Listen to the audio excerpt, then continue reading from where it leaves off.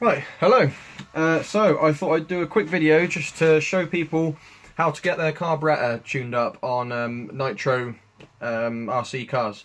The car I'm going to show you is my Thunder Tiger EB4 S2. However, the tuning that I'm going to explain is pretty much the same across the board for most carburetors. So hopefully, if you've got a radio controlled car, Nitro one, it's not running quite right, or it's cutting out all the time, or the idle's too low or high, hopefully I might be able to help you out with some little pointers and tips to help you get it sorted out and running okay. Right, so what I'll do, I've got a carburetor which I've taken off of another car. As I said, most carburetors are pretty much the same kind of setup. The only real difference is that sometimes the screws will be in slightly different places, but they all have pretty much the same setup. So, this one, it's a slide carburetor, not a spring carburetor. All that means is that you've got a little slide on the side of it there, which that operates the throttle, instead of a spring one, which has got like a valve through the side of it, and will attach to the servo, which pulls this part out and in, and it does the same thing with the throttle, just moves that way instead of that way. Right, so we'll do the idle first. So if I get my screwdriver, which is here. Right, so the idle. Now, this carburetor here, if you have a look down this hole, you'll see that there's pretty much no gap in there at all at the moment. So it's completely closed. So if this was on the car, your car probably wouldn't even start, because it'd have no gap there at all for the idle. Now the idle screw is this one, this little one here, and if you screw it clockwise, that will open the throttle slightly. So the more you open it, the more the throttle will open, like so. So you can see I've opened the throttle there with the normal throttle cable. So what you would want, hopefully you can see that there. See that little hole at the bottom of the hole there? You want around about that much.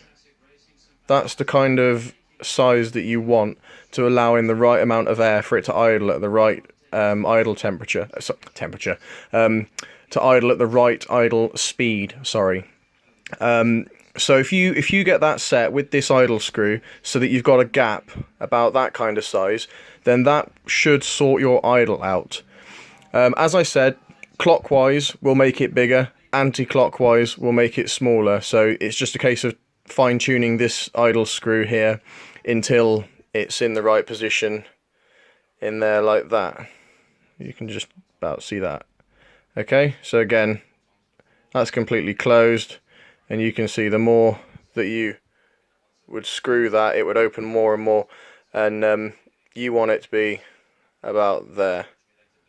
Okay, so it's in measurement terms, I'd say that's about a mil. It's all you really want, about a mil in size. Right, now the main mixture screw is this one here. It's this one. And again, like the idle one, it's clockwise and anti-clockwise. So, to lean the fuel mixture, you screw this screw clockwise, and to richen, you screw it anti-clockwise. So, and again, a lot of it is pretty self-explanatory. So, to explain how that would work, on the car here, this is a Thunder Tiger EB4. It's the S2 one with the Pro 21 engine. The cylinder head I have on it, it's a Thunder Tiger cylinder head, but it's a US spec style one. I managed to find it on eBay. Only reason I really bought it was because it looks a lot cooler than the standard UK one that we get. Not quite sure why they're different in the US, but they seem to be, and it just looks a bit nicer, and I think it's slightly bigger as well, so it probably does a better job at cooling. Right, so take my air filter off, and that will show in here. Right, let's try and get some light in there so you can see. Right, so you can see there, that's on idle at the moment. You can see the gap that I've got at the moment there. As I said, it's about a mil, and the idle screw on this one is that little screw just down there. and that works in exactly the same way as the carburetor I just showed you. So clockwise would make it bigger, and anti-clockwise would make it smaller. The main mixture screw is this one. So this is the one here that you can see with the sort of brass coloured outer shell part, and that it's basically a case of, if your car is let's say that your car's completely standard, you've just taken it out of the box, you haven't started it yet, it's completely brand new. So let's say that that's what you've got. Now they come to a certain extent set up already, but you will probably need to do some fine tuning, mainly to this screw here, just to get it set to run as it should, because I think when they come out of the box they're set to be quite rich. The reason they do that is because if you run an engine too lean, especially a brand new engine, you can actually damage it quite badly. So they run them relatively rich from factory. It just sort of protects it, makes it a bit safer for beginners to get their car set up right. So, as I was saying, you get your idle set, so that you've got your idle set to about that, which is about 1 mil.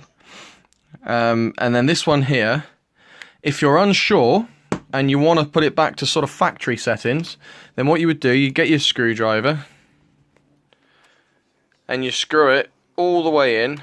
Just keep going right the way in until it stops. So it's all the way in. Right, there we are, that's stopped now.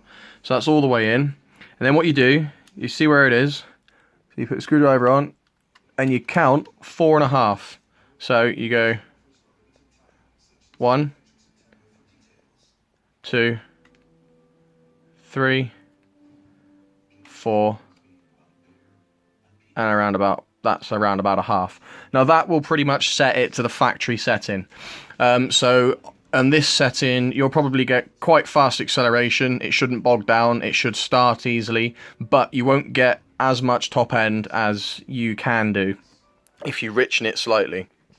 So you can just about see where that is in terms of the end of the sort of ridge on this brass part here. It's sort of sunk in slightly.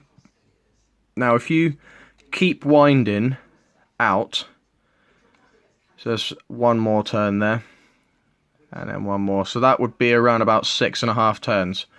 So 6.5 turns out, anti-clockwise, from all the way wound in, and you can see that the screw is pretty much flush right on the end here. It's pretty much flush, there's not much gap at all there.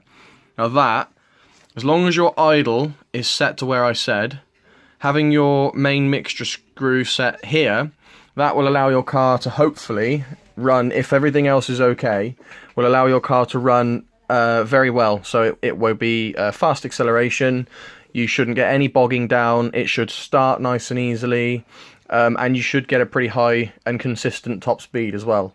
Now if you find that your car is choking itself, so when you give it full throttle, if it's sort of going to make some funny noises now, but if it's sort of what kind of that kind of noise, then that means it's too rich.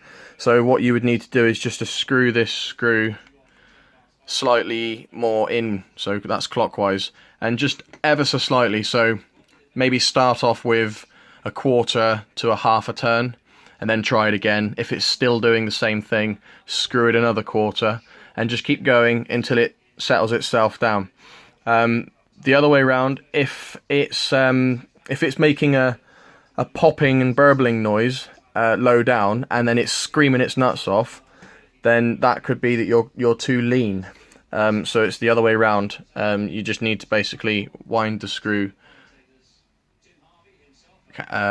counterclockwise just to richen it up slightly. And that is the basics of the mixture on a carburetor. Like I said, most carburetors are pretty much the same.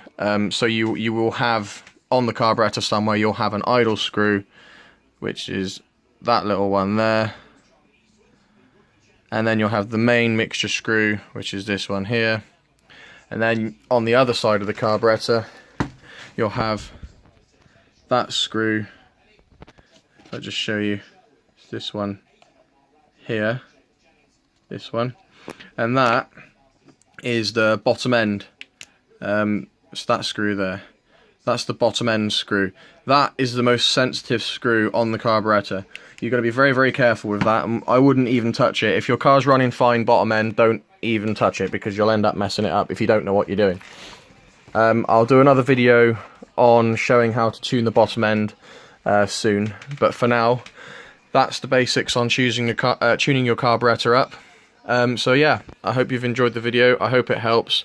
If anybody would like to know anything more about tuning a Thunder Tiger EB4, an S2 or an S3, or any more tips, then just comment on the video, and if I can help, then I will. So yeah, great. Thanks for watching. Goodbye.